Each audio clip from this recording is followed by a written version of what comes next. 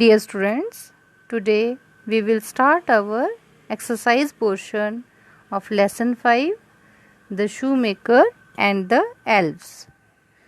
So look at page number 55, all of you.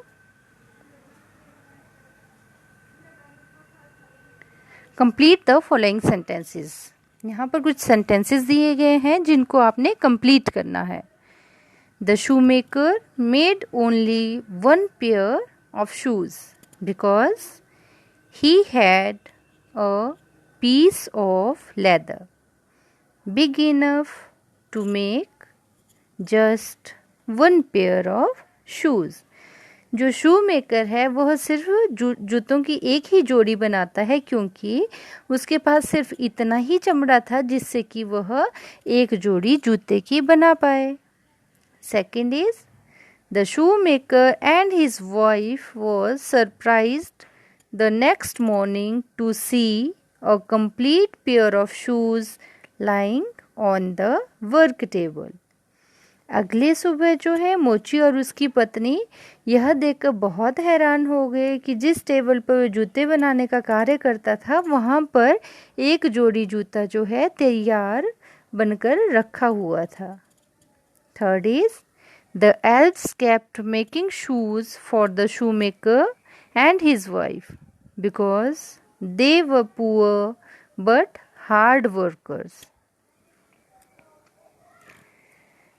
जो बौने हैं उन्होंने वो शूज़ बनाए थे, वो जूते बनाए थे उस मोची के लिए और उसकी पत्नी के लिए क्योंकि वे जानते थे कि जो मोची है और उसकी पत्नी है ये दोनों बहुत गरीब हैं और ये बहुत ही मेहनत करते हैं, इसलिए उन दोनों ने उनकी सहायता की.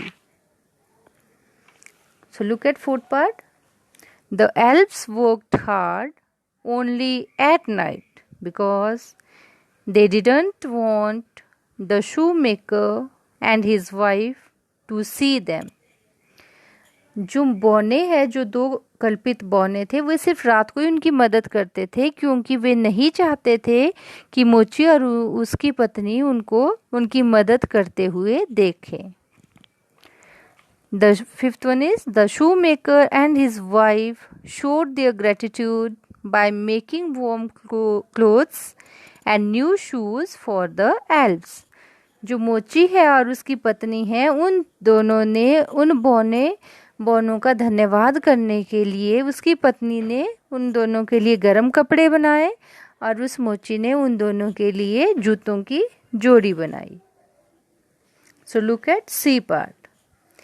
Write the names of any character of the story you like the most below.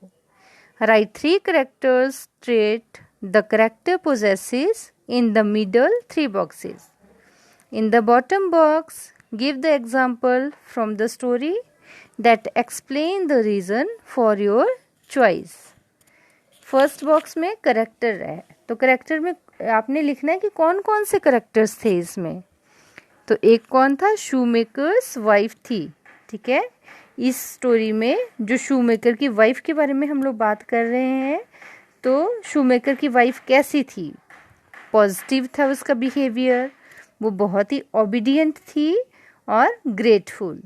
तो सेकंड में हम लिखेंगे positive, obedient and grateful. Last, because, क्यों थी वो ऐसी. She asked the shoemaker to not worry and to hope that tomorrow their luck will change.